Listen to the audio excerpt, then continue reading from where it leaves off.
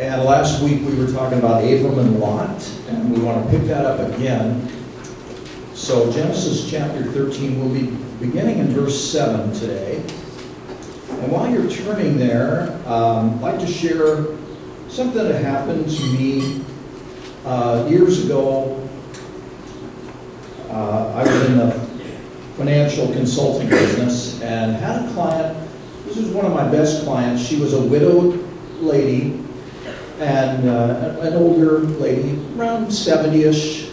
And I met her probably when she was about 55. So she was a client of mine for about 15 years.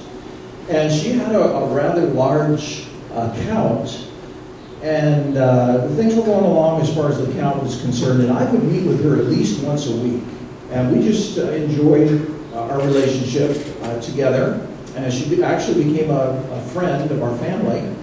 But then one day I noticed that some checks were being written on her account that were rather large checks, that it was unusual for her to spend this kind of money. And so I kind of tracked those down, and I noticed they were going to a certain place. And in fact, it was a dance studio. And she loved ballroom dancing. That was her hobby, and she had done it for years.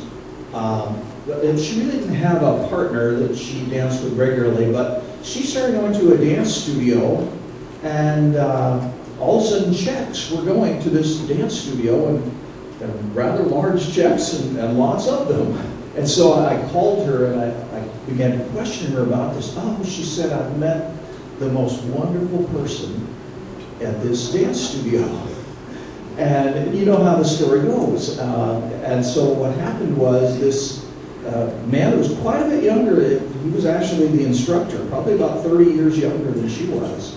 And he was married, but he had her going on cruises and going to conferences, and all this money was just going. And so finally I got so concerned that I called her son and a couple of her daughters, and they were actually already aware that this was going on. They were hoping that I was going to be able to convince her and set her straight. But what happened was that when she found out that I had called her children, she was pretty upset with me, and that was the end of our relationship. She pulled all of her money out of her account and she went elsewhere with it. And that relationship never got resolved because I wasn't aware of the principles that we're going to study today. These principles that Abraham showed when he and Lot parted ways. And you might think in your life, I imagine that there have been times in your life where there have been a relationship that for whatever reasons, you just went opposite ways, you went different ways. It could have been with a son or a daughter, or even a spouse or a former spouse, or a parent, or a co-worker. Sometimes things erupt at work and we don't see eye to eye, or maybe something that happened with a boss, or even a friend, a former close friend. We have disagreements. Sometimes we have a parting of ways, and the Bible's very clear about what we should do. We have a responsibility when that takes place, a protocol that we should follow, and that's what we want to look at today. In Galatians 6, the first verse, it says, "Brethren, even if a man is caught in any trespass, you who are spiritual, restore such a one in a spirit of gentleness, each one looking to yourself, lest you too be tempted." And what that verse is saying is that we as mature Christians, we have a responsibility when there's a breakup in a relationship, whatever the reason. Maybe we were at fault, maybe they were at fault. A lot of times, and this I think is talking about when they are at fault, we have a relationship to at least reach out and try to restore that relationship. You say, well, how do you do that? Because, sometimes bridges are burned and the relationship is in shambles. So how do you go about restoring it? That's what we want to look at today here in Genesis 13. So what do you do to restore a relationship when someone you really care about decides to go a different direction? And we learn from Abraham, from his example, and when things fall apart, you have to use some tough love sometimes. You don't want to burn your bridges, and you want to keep the door open. So that's only one point there, but there's about 3 different things there. You want to have some tough love. Sometimes we have to use tough love. We don't want to burn our bridges. One guy said, you know how some people burn their bridges? He said, well, I nuked mine. And I can identify with that. I've had that same experience. But we don't want to do that. That's what not to do. So anyway, look at verse 7 here in Genesis 13. And it says, and there was strife between the herdsmen of Abram's livestock and the herdsmen of Lot's livestock.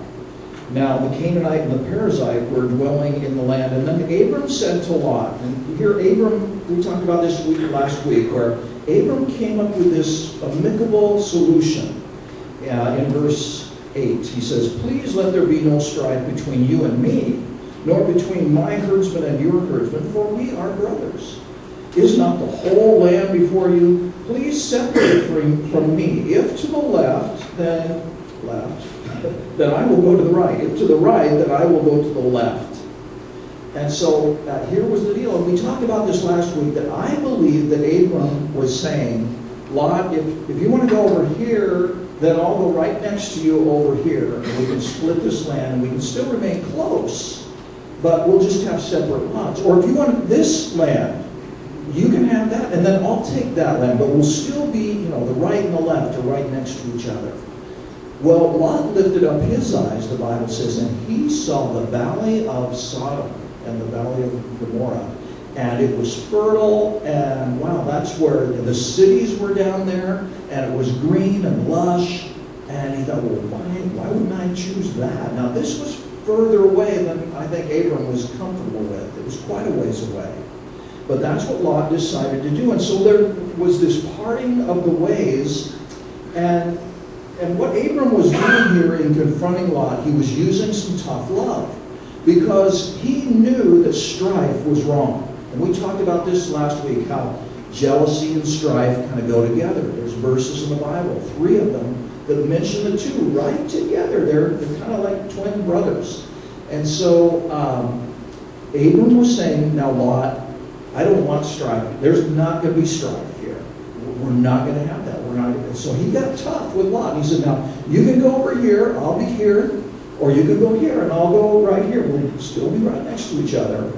But this idea of strife is just not, we're not going to tolerate it. And so Abram got tough with Lot. And sometimes we have to do that in a relationship. We have to use some tough love. Romans 12:18 says, if possible, so far as it depends on you, be at peace with all men. And that's kind of a tough thing to fulfill, to be at peace with all people. And even our enemies, even those that have crossed us. And so that's what Abram was trying to do here. He's trying to keep this relationship together, keep peace, even though there had to be some tough love involved. Now, years ago, got a telephone call from a couple, and it was a husband, and he said, I wonder if you'd have some time to come and meet with myself and my wife. And I said, oh, well, what's going on? And he said, well, we're just having some trouble in our marriage, and wondered if you just have some time to talk to us. So I did. I went to their home. It was pretty urgent, so I just left whatever I was doing there and went over to the house in the evening. And over the next hour or two, it was explained to me that the wife had a job, and she'd gotten involved in a relationship with someone outside the marriage, a co-worker. And the wife was very contrite. She was there, and she was repentant and wanted to make things right. And so just began to talk to them about some of the things that they needed to do, and communication that needed to take place, and activities they needed to do together. And so we kind of set the groundwork for that. And then, so about a week later, the husband called back, and he said, this isn't working. It's not working. I said, what's going on? He said that she hasn't broken off a relationship. It's still going on. And so I began to meet with him then, just kind of on an emergency situation. Every once in a while he'd call me and say, this isn't working. And so we try to say, well, we'll try this. And so I said, you want to be a real loving husband, you want to be sensitive to her needs and all these things. And he was really trying to do this, and he was doing a good job of it, but she was not responding at all. And this thing kept going on. And finally I said, well, sometimes in these situations, you have to use tough love. And I said, it may have come to the situation here in your relationship where you just have to say, I'm not going to tolerate this any longer. And if you choose to continue with this relationship, as much as I love you, as much as I want to keep this thing together, I've got no choice but to leave. And he said, ooh, that's pretty tough. And I said, well, you have to kind of resolve in your mind that's what you're going to follow through with that. You can't just say that and then not leave. And he said, well, okay, let me think about that. Well, he did. And he actually got to the place where he just confronted her with that, and he was fully expecting to just move on. But to his surprise, within the next day or two, she said, don't leave. She said, I will break it off. She said, and it hit home to her how serious this situation was that she was doing, and how she was going to lose her marriage if she kept on in this illicit relationship. And so she broke that whole thing off. They worked the whole thing out. Years later, I can say they're still together. But it took tough love to keep that together. And that's what Abram was trying to do here. And sometimes that's what we need to do in a relationship. Now, the second thing you need to do is to be accessible to the relationship. So there's some trouble, there's something you've confronted, but you want to keep the open door. You want to keep the relationship as much as is possible with you. You want to keep that door open, remain accessible. In verse 18 here of chapter 13, it says, then Abram moved his tent and came and dwelt by the oaks of Mamre, which is in Hebron, and there he built an altar to the Lord. Now you say, well, what's that got to do with anything? Well, here's what was happening. When Lot and Abram were together, they were up in the north. If you picture the Dead Sea, and remember Joshua, when they crossed over the Jordan River, it was right at the north end of the Dead Sea, and they went right over into Jericho, and then the next city was Ai. And Ai is actually where Abram is at here, between Ai and Shechem. That's where they had their livestock. And so this is at the north end of the Dead Sea. Scholars aren't exactly sure where Sodom was, Sodom and Gomorrah, but they think it was toward the south end of the Dead Sea. And so this was quite a few miles away, like 50 miles away. And so Lot had moved along. It wasn't just side by side anymore. And Abram wanted to keep that relationship accessible. He wanted to remain in close touch as much as it was possible. And so what he did is he moved his tents here, it says, down to Hebron.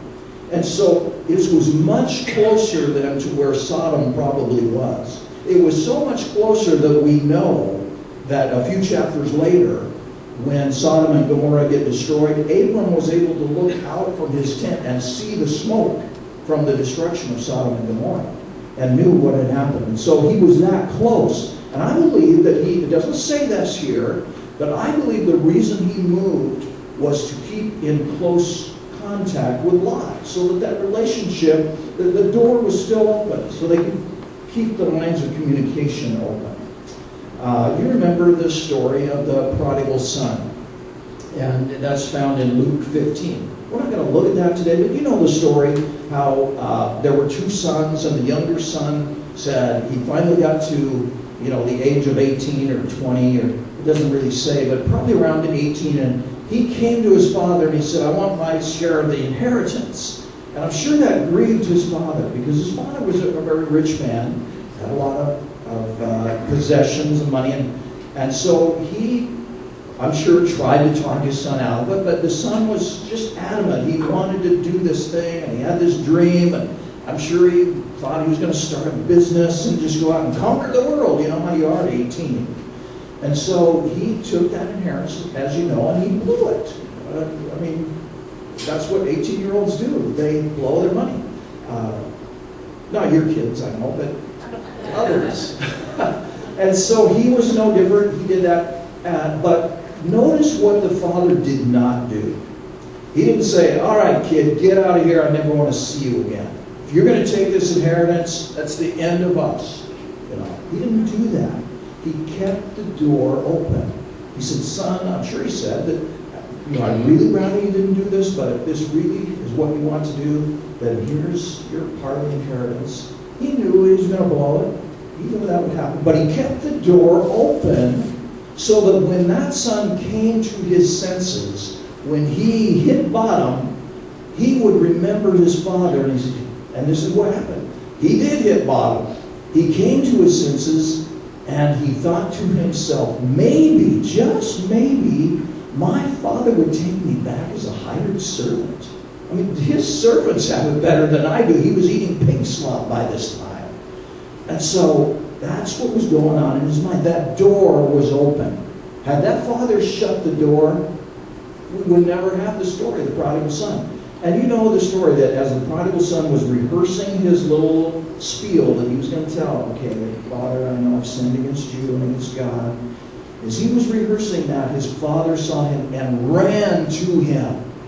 See, that door was open and that relationship remained accessible. And that's what we want to do when we run up against these situations. This is what I did not do with my client. When she left, I was, okay, that serves her right. And I didn't keep that door open. I should have extended, at least a letter or a phone call every now and then. How's things going? I didn't do that. And because of that, that relationship was never restored.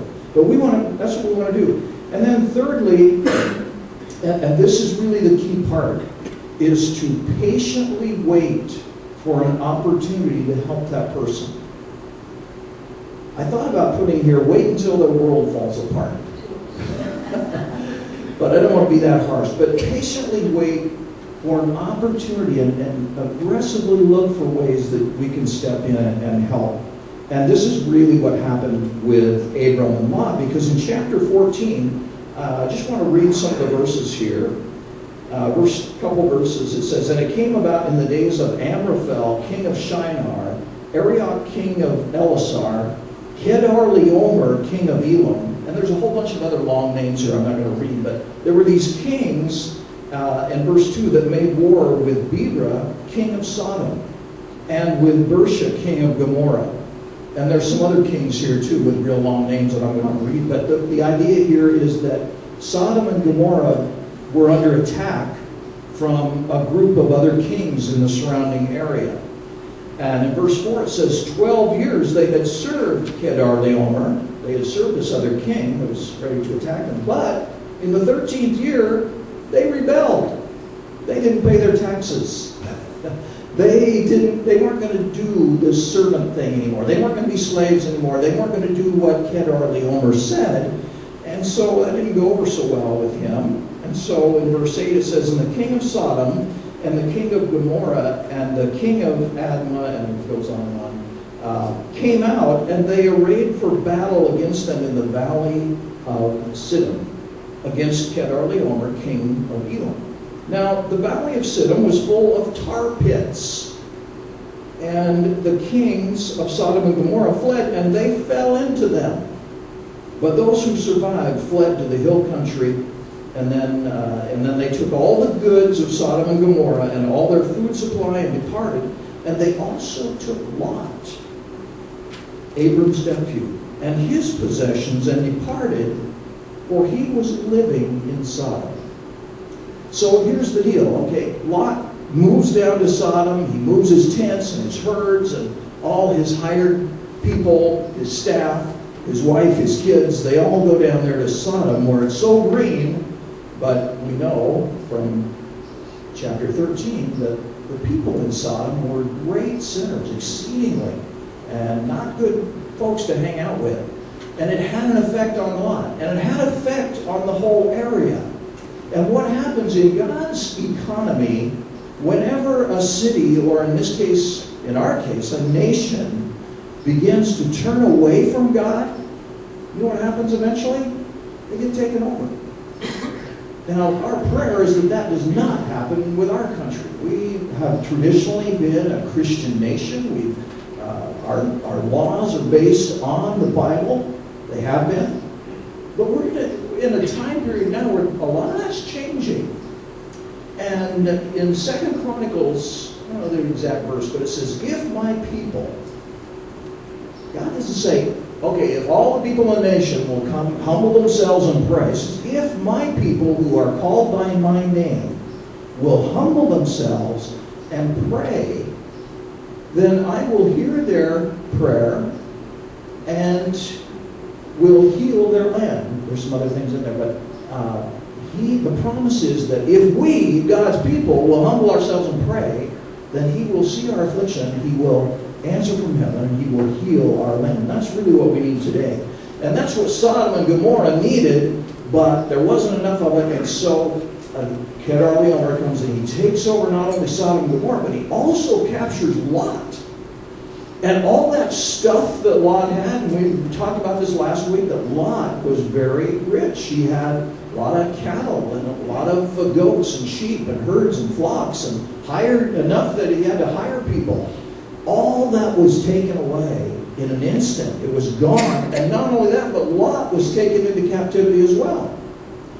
And so here's our principle. Patiently wait for an opportunity to help that person. Well, here was the grand opportunity.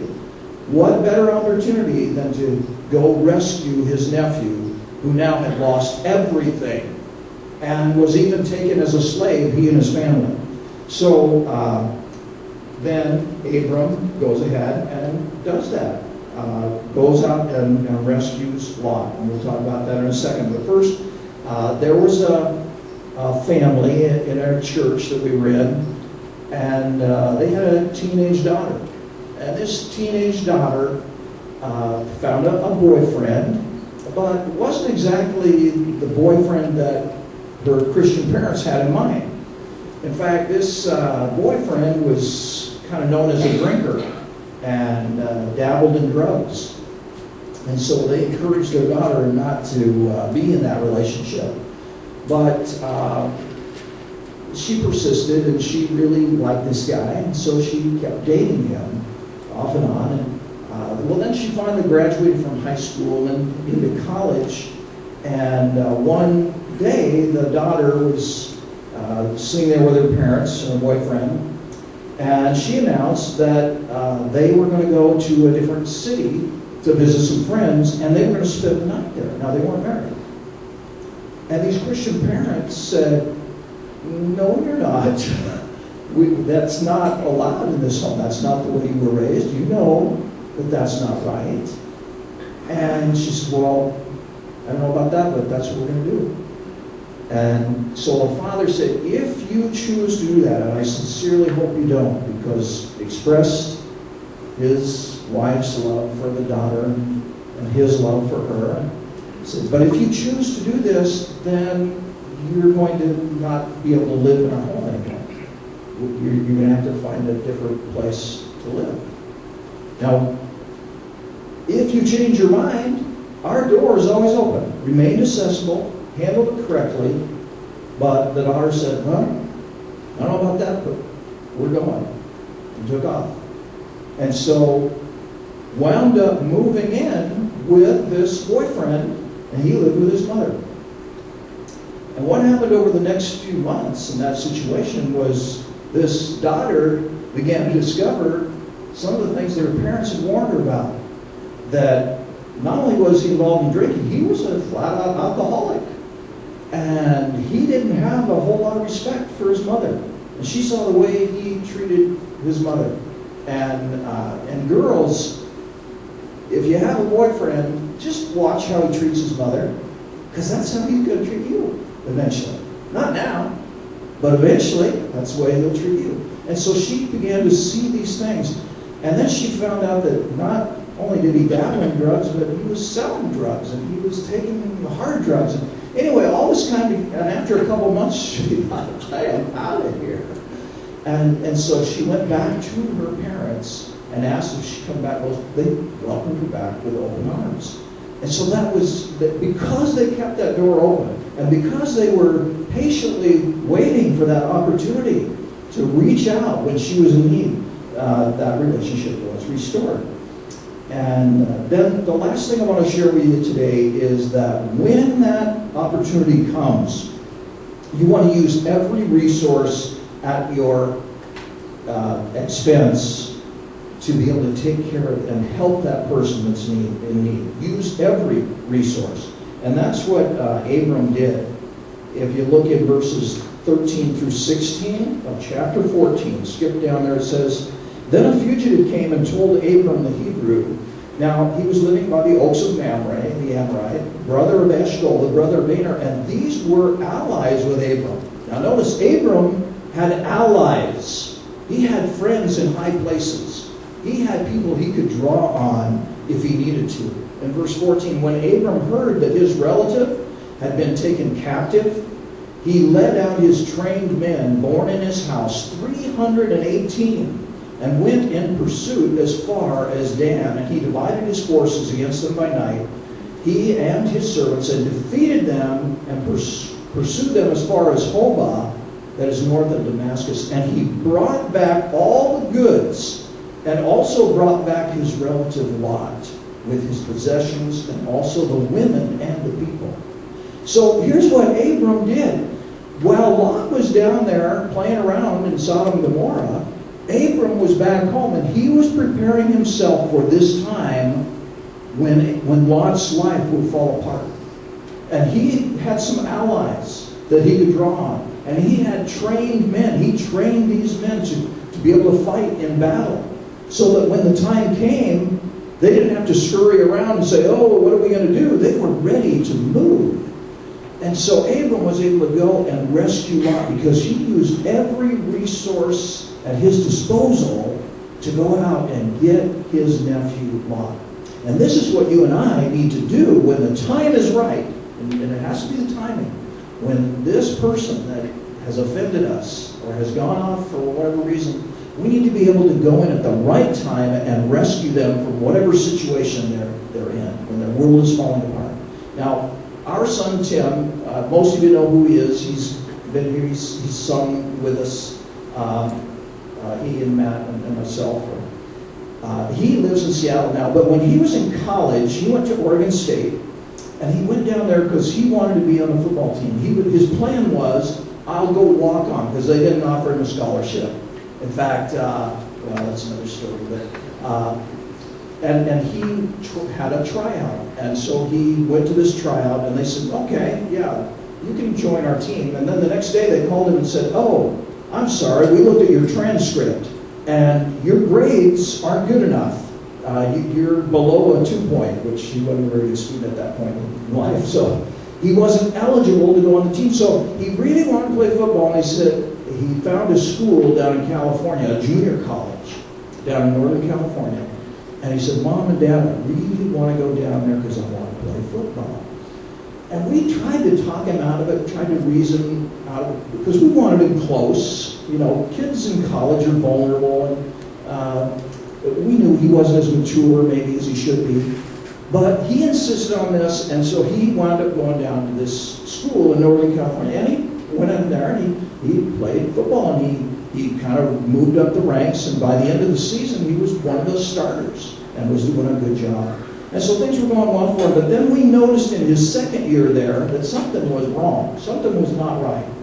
And he lost his spot as a starter on the team. He was still on the team, but he had gotten in with some roommates that weren't the roommates that we would have chosen for him, to put it mildly.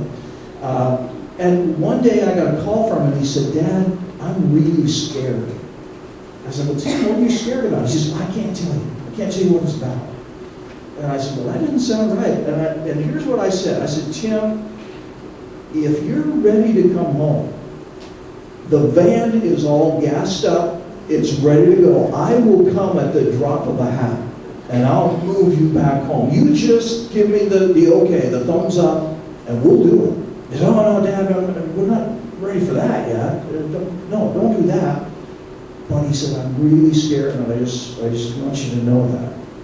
And so that got Ann and I concerned, and so we started going down there every weekend to take him out to dinner and, you know, visit his apartment and get to know his guy friends and see if we could figure out what was going on here. And he began to open up to us a little bit.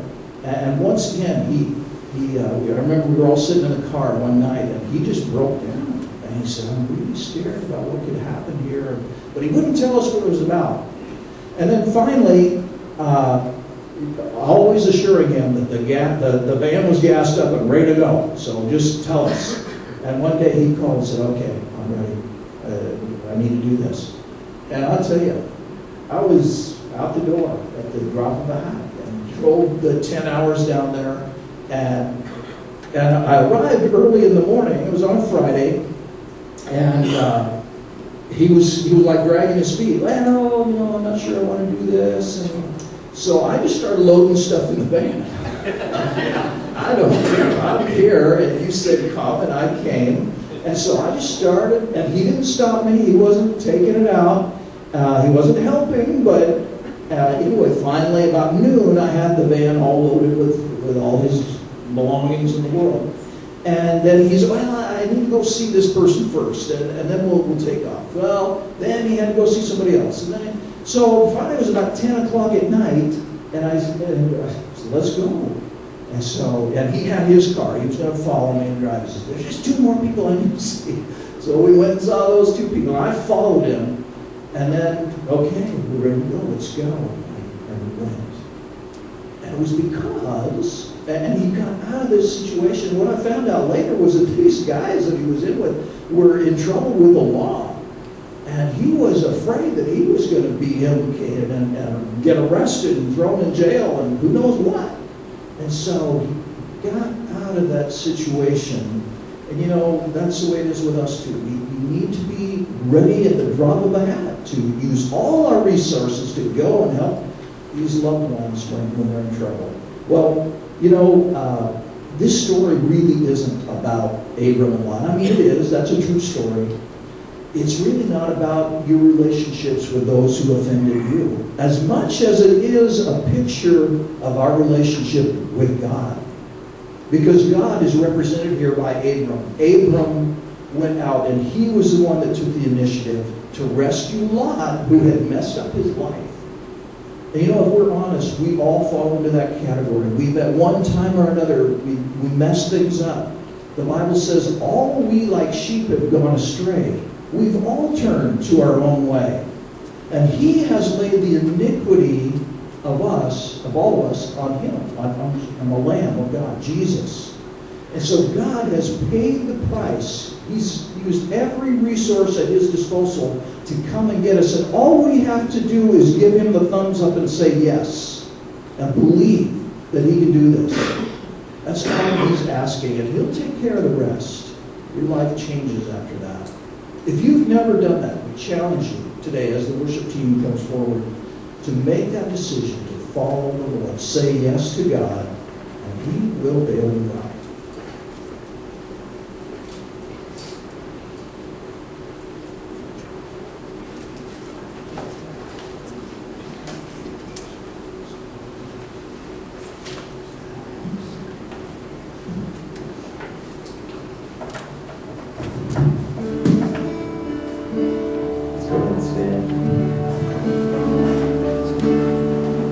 Only imagine what it will be like when I walk by your side. I can only imagine what my eyes see when your face is before me. I can only imagine.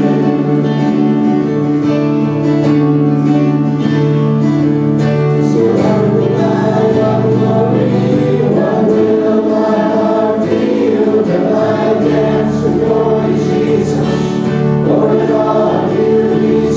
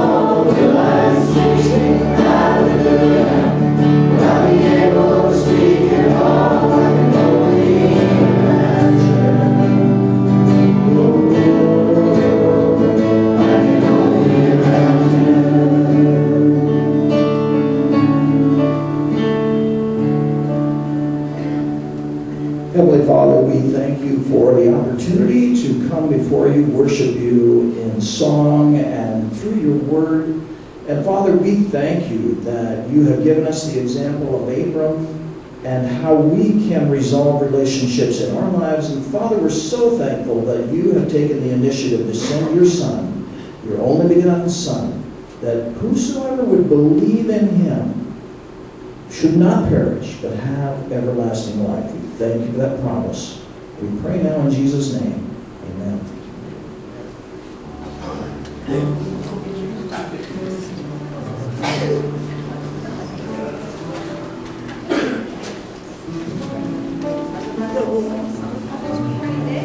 Like yourself today, too.